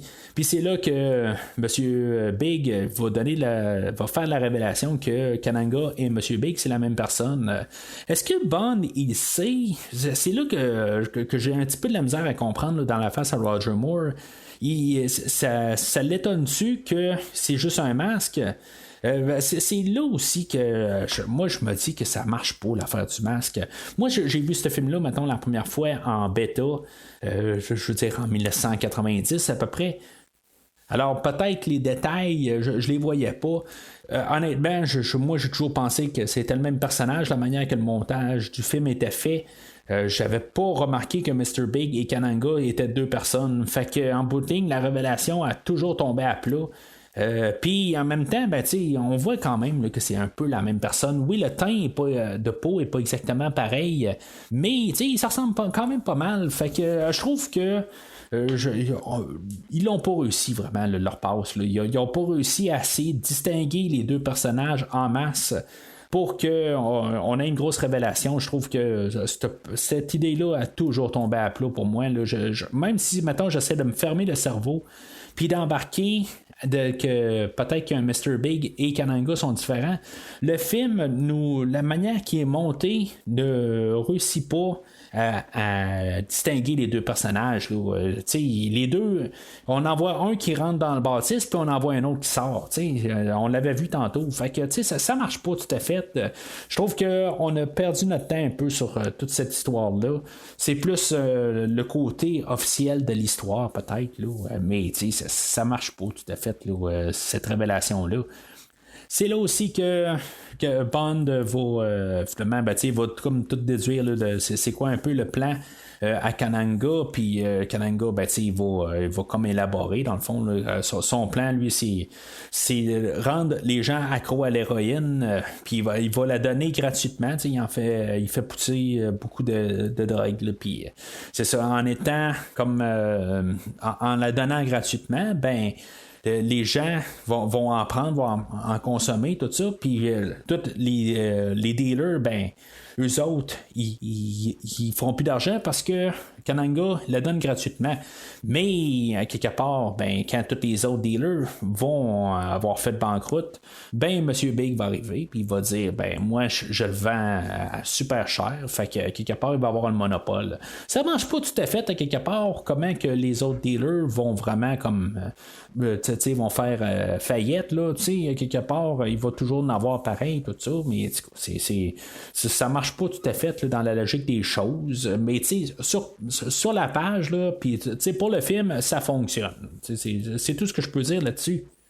Alors Bond, lui, il va être envoyé à la ferme, il appelle ça la ferme, c'est là qu'on va choisir de l'exécuter. Encore une fois, on ne l'exécutera pas à la table directement. On va dire envoie-le ailleurs pour le tuer.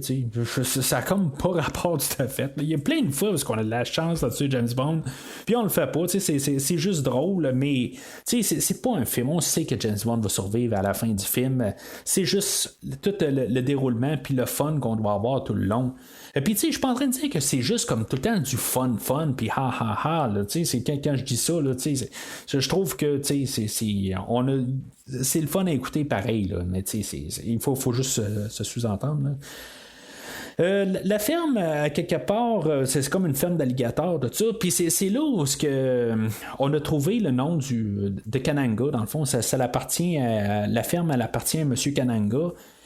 Puis, on l'a comme rendu hommage.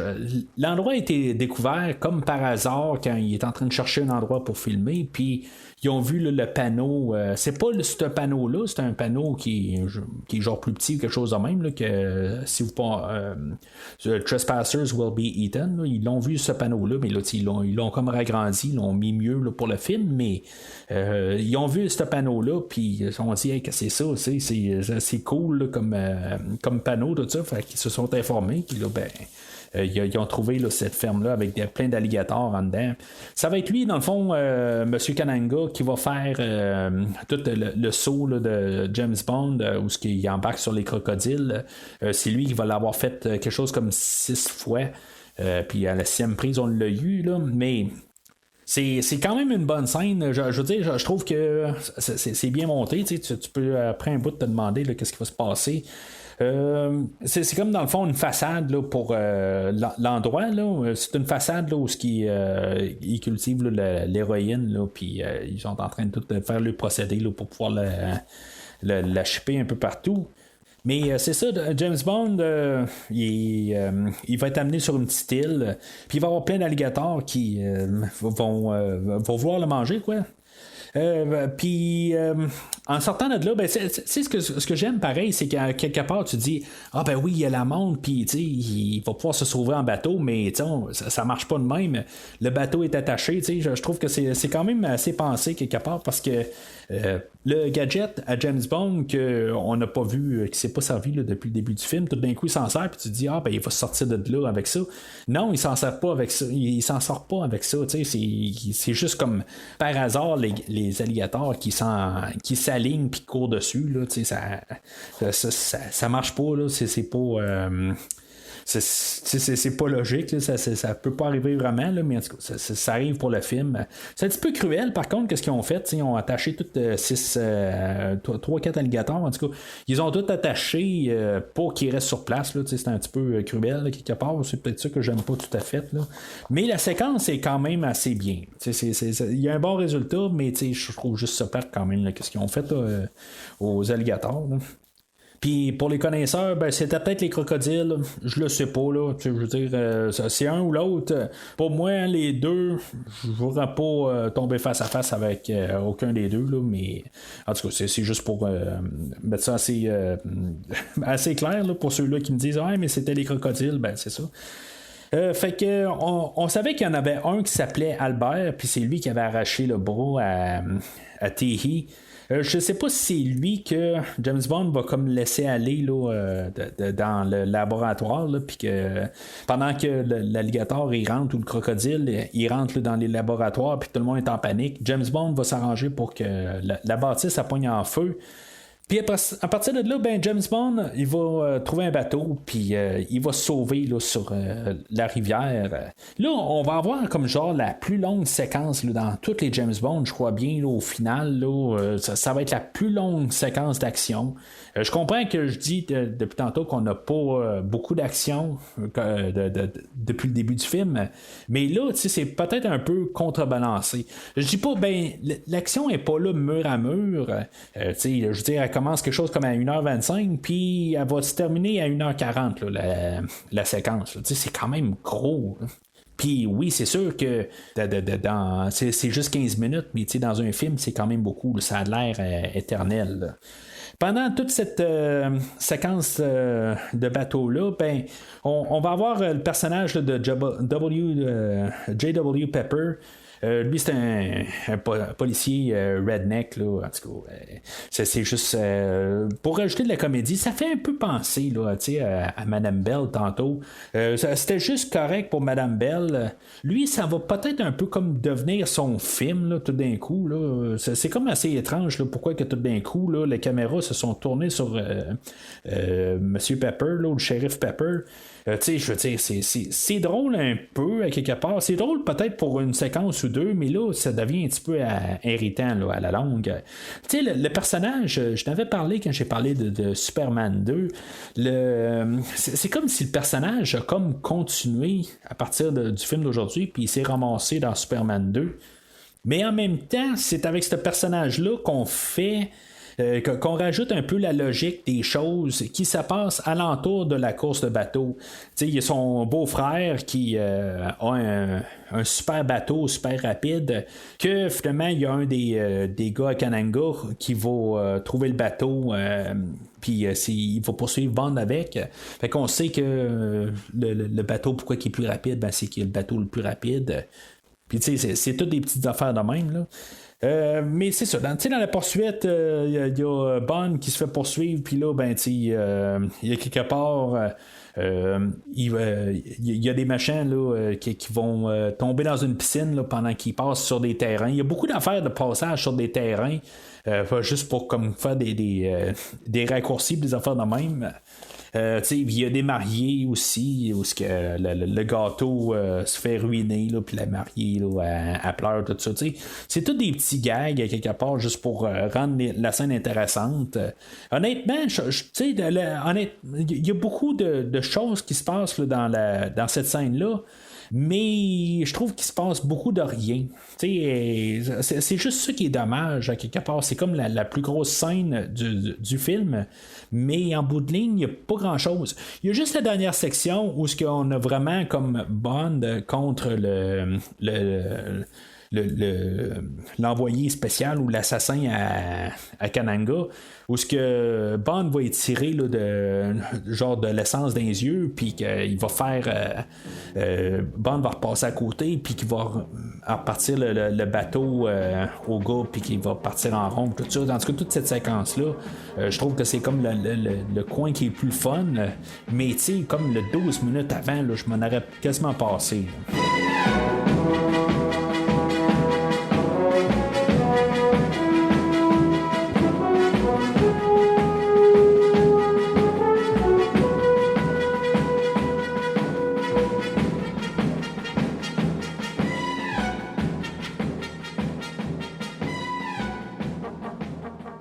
Alors, suite au questionnement là, ou l'interrogatoire de M. Big là, ou Kananga, il y avait Solitaire, elle, qui avait été demandé là, le numéro de série à la montre de James Bond. Dans le fond, c'était lui qui voulait savoir si, mettons, Solitaire avait encore ses pouvoirs. Puis là, ben, il dit est-ce que la montre, le numéro de série, a bien le 3266, puis elle arrive à dire oui, c'est ça, c'est bien ça, puis finalement, ben, c'était pas ça. Monsieur Big, là, il avait, ou Kananga, ben, dans le fond, il avait tendu un piège à la Solitaire. Fait que là, il sait que il sert plus, elle sert plus rien. Fait que il va l'envoyer comme ça, faire sacrifier au baron samedi. On va se ramasser carrément au début du film, là, où Baines il s'est fait tuer. Elle est attachée au poteau, puis pendant ce temps-là, ben, il y a James Bond qui s'en vient, bien sûr, là, pour la secourir. Il va être avec Quarel, puis ils vont installer des bombes un peu partout. Et il va avoir comme tous les rituels là, en face là, de Solitaire. Et il va avoir le personnage là, de Damballa là, qui va s'amuser avec des serpents. Puis il va faire peur à Solitaire. Finalement, ben ça finira pas comme avec Baines au début. Aussitôt que Damballa va arriver, il va faire peur avec le serpent, mais il va y avoir Baron Samedi qui va sortir là, de la terre. Puis comme tout le rituel va arrêter, pendant ce temps-là, ben là, James Bond va se dire bon ben là, regarde, moi je t'aiderai pas plus longtemps. Il va commencer à tirer carrément sur le baron samedi. C'est là aussi encore qu'on va frôler un peu avec le surnaturel, parce que là, il va avoir comme une partie de la tête au baron samedi qui va exploser, puis on va le voir très clairement. Fait que c'est quoi exactement? C'est quoi? C'est un faux baron samedi qui est sorti par là? C'est ça qui est assez étrange. C'est un robot, c'est quoi exactement? Parce que là, le baron samedi aussi va ressortir du sol un peu plus tard, mais ça va être vraiment le baron samedi quelque part, mais c'est comme un petit peu tout. On comprend pas tout à fait exactement là, qu'est-ce que c'est exactement. Là, y est-tu mystérieux? C'est quoi ce personnage-là? Puis on n'aura pas de réponse définitive. Là. Moi, ce que j'aime quand même un peu, il y a un personnage là, qui arrive pour attaquer James Bond, puis James Bond, ben, il va tirer carrément là, le gars juste avant qu'il arrive, tout ça. Ça fait penser un peu à Indiana Jones, où il va y avoir une scène là, qui va être très similaire, où il y a un gars qui arrive pour attaquer Indiana Jones, puis Indiana Jones va juste comme sortir son fusil, puis va le tirer directement là, dans le premier film. C'est comme James Bond l'a fait avant Indiana Jones. Que Indiana Jones a été fait là, comme pour contrer James Bond, là, mais en tout cas, peut-être qu'éventuellement on parlera d'Indiana Jones. Là, on va avoir, comme j'ai dit, on a le baron samedi, lui, il va avoir comme un double, là, ça va être vraiment lui qui va sortir. On va avoir juste un combat là, rapide là, entre le baron et James Bond. Le baron va finir là, dans un cercueil avec plein de serpents. Tu sais, l'acteur Jeffrey Holder qui fait le baron samedi, lui, il tripait pas tout à fait là, sur les serpents, mais là, il y avait une reine qui allait être sur le plateau de tournage là, cette journée-là. Fait que il est par question là, d'orgueil, puis pour pouvoir paraître. C'est cool, quelque chose de même, ben, il va avoir décidé de faire la scène, là, mais il voulait vraiment pas le faire, là, mais c'est quand même quelque chose là, de drôle à penser pareil, parce que tout le long on se dit il doit être vraiment sur il doit être à l'aise avec les serpents tout ça, mais finalement ben, c'est ça, le personnage avait vraiment peur des serpents là. Fait que Bond et Solitaire vont se ramasser là, dans le quartier général de Kananga qui est sous la terre. Ils vont descendre par comme où ce que le baron samedi est monté. Là. Ils font juste comme frapper sur la pierre tombale, puis il y a comme un petit ascenseur là, qui les fait descendre. Puis là, ben, ils vont tomber sur Monsieur ou Kananga à l'intérieur. Kananga qui les attendait, dans le fond, là, il savait qu'est-ce qui se passait. Là. Il y avait probablement là, des caméras là, pour les voir arriver. Puis c'est là qu'on va avoir comme pas mal la finale, où on va attacher. Ben, tu sais, c'est comme si Bond va comme se soumettre. Là, en bout de ligne, là, il va pas vraiment là, se défendre. Là, il va y avoir Kananga qui va attacher Bond et Solitaire ensemble là, comme sur un genre là, de petite grue, quelque chose en même. Là. Fait que il va les attacher là. Puis c'est là aussi où on va avoir Murmure en arrière. T'sais, c'est comme il n'y a pas une grosse force dans le fond là, pour pouvoir ramasser Bond. Là, c'est ça qui est un peu étrange là, dans tout ça.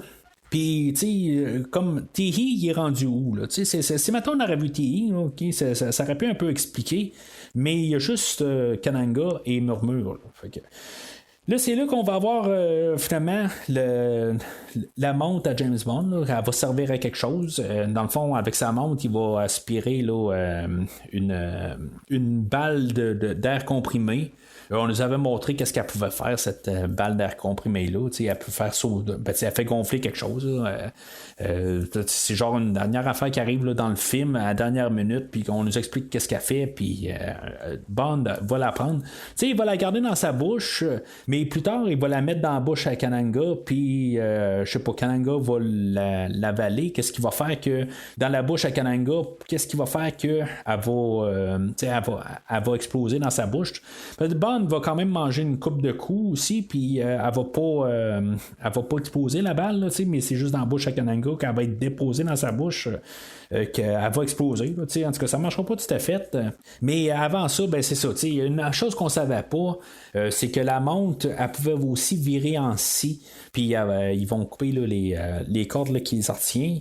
Je trouve ça quand même le fun, ça, parce que on sait que la montre est spéciale, mais on nous montre pas tout.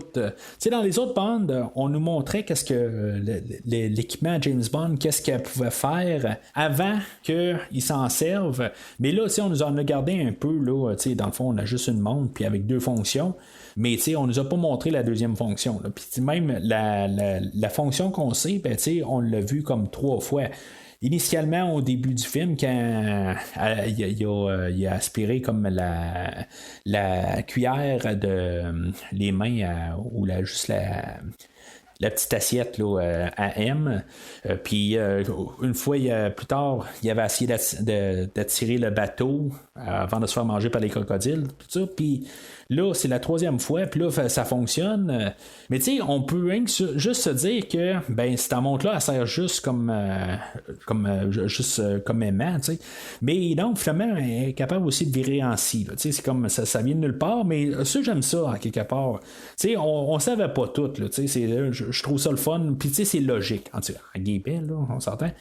Fait que on a le combat là, de Kananga et Bond, puis finalement, ben, c'est ça que je disais, là, Bond va réussir à mettre la balle d'air comprimé là, dans la bouche à Kananga. Dans le fond, le danger là-dedans, c'est que quand ils sautent à l'eau, c'est qu'ils ont envoyé des requins. Il y a beaucoup de requins, des crocodiles. On a vu beaucoup de ça. Même des requins, on avait vu un peu plus tôt là, dans le film, quand on était quand on était dans le bateau avec Quarel. Il y a beaucoup là, de choses sous-marines, là, des monstres marins là, dans ce film-là. Mais c'est comme j'ai dit, quelque part, quand on regarde la provenance ou qu'est-ce que le livre il y avait comme chose qu'on avait pu prendre dedans, ben tu sais, il y a Bond qui s'était battu, il me semble que c'est une pieuvre dans l'eau, tu sais, il y a quand même des éléments qui ne sont pas nécessairement la même chose, mais tu sais, on a quand même des idées qui sont tirées du livre. Fait que à 1h55, à 5 minutes de la fin, c'est comme dans tous les autres James Bond, dans le fond, les 5 minutes qui restent au film, on a toujours comme un petit épilogue, on a quelque chose là, qui passe assez rapide. Si on est sorti quand Kananga est mort, ben on a manqué ça. C'est ça, ils prennent le train, puis T.I., ben on savait pas ce qui était passé avec. Ben lui, il s'est caché au travers là, des bagages sur le train. Puis finalement, ben, c'est là qu'il va essayer de les prendre par surprise pour les tuer. Ben, pour tuer Bond et Solitaire. Là. C'est sûr qu'on peut essayer de faire référence à Bon baiser de Russie avec Bond qui se battait avec Red Grant. On n'a pas du tout le même combat là, qu'on avait avec Red Grant. Mais on a un combat quand même un peu... Il y a un peu de tension. Honnêtement, c'est un bon petit combat là, pour terminer le film. Avec le bras en fer de T.I., il représente quand même une menace. Il n'a pas de l'air tout à fait là, facile à se débarrasser. On voit quand même là, que son bras là, il est quand même capable de défoncer des murs facilement, tout ça. Puis si maintenant Bond le reçoit en pleine figure, ça pourrait mal terminer. Mais c'est sûr qu'on sait bien que ça va terminer, que Bond va s'en débarrasser. Puis même, c'est un peu comme étrange, un peu. Je trouve juste que c'est un peu cheap quasiment la manière qu'on s'en est débarrassé. On savait pas exactement quoi faire. Il y a Bond qui va comme s'étirer pour ramasser des petites pinces puis casser un des câbles dans son bras. Mais c'est comme trop long. Quelque part, que T.I. s'en rend pas compte, tout ça. J'ai comme toujours trouvé ça un petit peu... bizarre là, dans l'édition du film, mais je veux dire, c'est aussitôt que ça termine, le film termine, tout ça, t'as comme plus tu y penses plus après, là, on s'entend. Fait que le film termine quand il se fait balancer par la fenêtre, puis on a le baron samedi qui est comme en face du train. puis qui rit encore. C'est comme on peut se poser comme question, qu'est-ce qui se passe avec le baron samedi? Tout ça, ça l'englobe tout le film à quelque part. Il y a beaucoup d'affaires mystiques, surnaturelles sur le film. Mais c'est comme je dis, c'est comme, y es-tu là? C'était-tu tout le temps lui? C'est-tu des triplets? On peut se poser bien des questions. Il va y avoir la tune thème là, de Live and Let Die qui va rejouer là, comme pas mal tous les films. Là. Des fois c'était la tune thème de James Bond, des fois on en repartait avec la tune thème du film. Mais encore une fois, on va juste mettre le générique avec une tête de mort juste en image de fond, au lieu d'être sur une image noire, ou bien en tout cas, tout dépendant du film de James Bond, là, on mettait là, la séquence qu'on était, là, mais là, juste comme tout le temps, là, les crânes partout, tout ça, c'est juste la thématique du film. Puis on termine là-dessus, puis la tune thème, tout ça, fait que je trouve que juste à rembarquer la tune à la fin, puis tout ça, puis le crâne, là, la tête de mort, tout ça. C'est tellement une belle manière là, de fermer le film. Là, puis le baron samedi en plus avant là, qui rit, tout ça. C'est toute la finale, tout ça, que je me pose vraiment pas de questions avec Teehee, tout ça. Je pense même plus à ça là, quand je vois ça. Là, le film il finit de même, puis on sait que James Bond va revenir là, dans L'homme au pistolet d'or.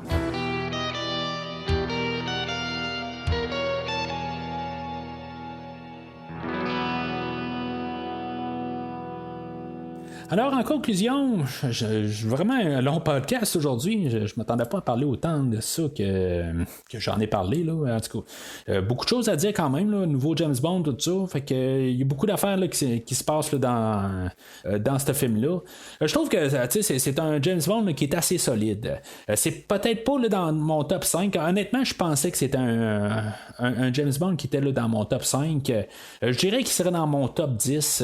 C'est un vert. Mais un verre de deuxième rang. Comme j'ai dit, il y a comme tout le temps comme les meilleurs des meilleurs, là, la crème de la crème. Après ça, t'as les Bonds où ce que quand t'as passé là, la crème de la crème, ben t'as le second rang.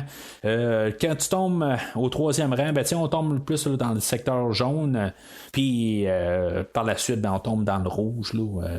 Puis c'est même le rouge opaque après ça. Là, mais on est dans le vert. Là, honnêtement, là, dans le film, là, juste quasiment la prestation là, de Roger Moore vaut vraiment le film. Juste voir comment qui est à l'aise, puis comment de le voir aller, comment qu'il donne juste un souffle d'énergie nouveau au film. Je pense que ça vaut vraiment là, le détour là, d'écouter ce film-là. Le seul problème au film, c'est quand Roger Moore est plus là pendant peut-être une dizaine de minutes où ce qu'on donne le film là, au Sheriff Pepper. C'est pas que je déteste le Sheriff Pepper, mais tout d'un coup, il prend un petit peu trop de place. Puis c'est juste un peu pas mal le bout où ce que je trouve qui est le gros défaut du film. Mais tout le ton du film, tout comme le côté là, macabre du film, là, les têtes de mort partout, toute la direction nouvelle du film aussi, parce que il n'y a rien qui ressemble à ça là, dans toute la série. Le film là, il s'en va sur carrément là, un nouveau terrain. C'est sûr qu'il n'est pas novateur, là. On est dans l'ère Blaxploitation, puis c'est un temps qui avait déjà été commencé 2-3 ans avant. Là. Mais c'est quelque chose quand même qui est le fun. C'est vraiment totalement quelque chose de différent qu'on n'a pas vu avant puis qu'on verra pas après aussi. On va faire plus une formule là, par la suite puis on va rester collé là, avec cette formule-là. Mais ce film-là est carrément autre chose. Puis je pense que pour premier film avec Roger Moore, c'est un film qui est très solide.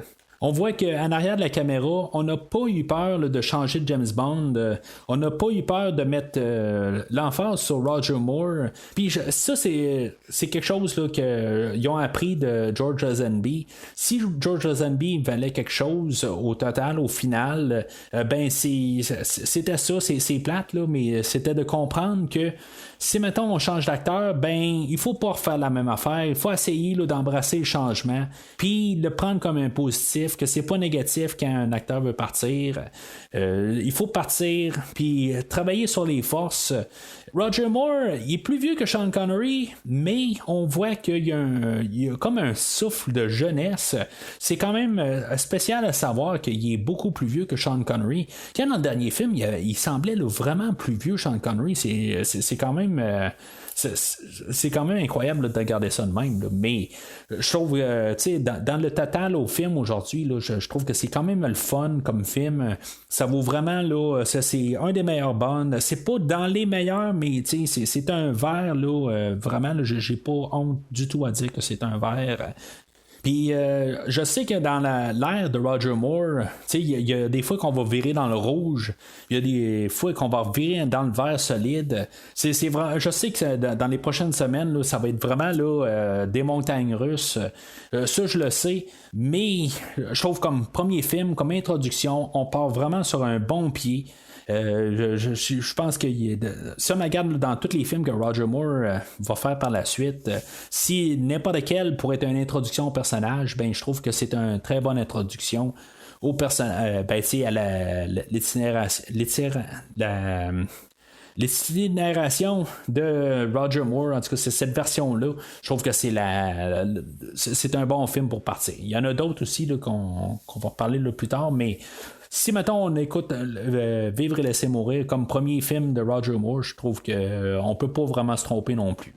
Ce qui est pour du livre de Vivre et laisser mourir, c'est un livre so-so. J'ai parlé là, de d'autres livres qui étaient so-so depuis le début, mais c'est comme Casino Royale, il est beaucoup intéressant, puis celui-là, ben, il sait comme pas où s'en aller pendant le film. C'est comme, on dirait qu'Ian Fleming... il a voulu comme se dépêcher et écrire un deuxième livre, je sais pas quoi exactement. Il savait pas où s'en aller avec son personnage. Je pense qu'il y avait quelque chose à dire dans Casino Royale, mais celui-là, il a comme un peu essayé de faire quelque chose de différent, mais en tout cas, ça marche plus ou moins. Il y a des bouts intéressants, mais vers le milieu, là, où ce que Bond est avec Felix Leiter, puis ils sont en train là, d'être aux trousses là, de Mr. Big, puis ils se font kidnapper, puis là, Bond se ramasse tout seul, puis Felix Leiter de son bord, tout ça. C'est comme un peu, ça vient redondant un peu, puis on me perd un peu là, vers le mi-chemin. Mais c'est quand même correct, mais honnêtement, il y a des meilleurs livres là, d'Ian Fleming qui va faire là, par la suite. Mais pour le livre, là, je suis saut, je dirais, là, c'est un genre de jaune. Il peut être sauté là, vraiment là, facilement.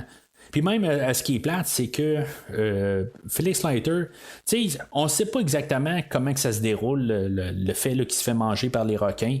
Il fait juste... James Bond le retrouve plus tard, puis que finalement, ben, c'est comme dans le film là, qu'on va parler un peu plus tard, c'est quasiment exactement comme ça, mais sans qu'on sache exactement qu'est-ce qui s'est passé, là. Mais pour avoir les introductions de Quarrel et de Strangways, c'est quand même le fun pour ça. Mais c'est comme le début puis la fin est quand même le fun, mais c'est juste comme j'ai dit, là, c'est le milieu du livre un peu là, qui devient long un peu. Il y a peut-être trop de pages un peu, peut-être de l'avoir raccourci. Il me semble que le livre est un petit peu plus long que Casino Royale, puis peut-être qu'il aurait dû être juste un peu plus court. Alors, c'est pas mal tout pour aujourd'hui. La semaine prochaine, on va parler de L'Homme au pistolet d'or. Ça va être le dernier film où on va avoir les collaborations là, de Harry Saltzman et de Albert Broccoli. Les producteurs que je parle là, depuis le début de la rétrospective, ben eux autres, ça va être le dernier film là, qui vont collaborer ensemble. Par la suite, ça va être juste Albert Broccoli et sa famille là, qui vont prendre les rênes là, pour toute la famille. Ou pour toute la série plutôt. Mais entre-temps, vous pouvez suivre le podcast sur Facebook et Twitter, où vous pouvez commenter sur l'épisode d'aujourd'hui, ou commenter sur James Bond en général, n'importe quoi. Je veux dire, plus on en parle, plus c'est le fun. Mais d'ici le prochain épisode, moi au podcast, j'ai toujours essayé de vous enseigner deux choses. 1, de jamais laisser vos ennemis vous voir saigner. Et de 2, de toujours avoir un plan d'évacuation. Oh, he blew a fuse. Merci d'avoir écouté l'émission d'aujourd'hui. J'espère que ça vous a plu. We have an old saying too, Yogi, and you're full of it. Rendez-vous la semaine prochaine pour parler James Bond dans le prochain film de la rétrospective. Well, we wouldn't want that, would we? Ou rendez-vous sur premiervisionnement.com pour écouter d'autres rétrospectives dont John Wick, Star Wars, Halloween et les films de l'univers DC incluant Batman, Superman, Wonder Woman et bien d'autres films. That depends on your definition of safe sex. Vous pouvez écouter Premier Visionnement sur toute plateforme de balado-diffusion, dont Podbean, Spotify, Google Podcast, Stitcher, Pocket Casts et bien d'autres. Take a giant step for mankind. Prenez soin de vous et rendez-vous au prochain épisode. Keep my martini cool.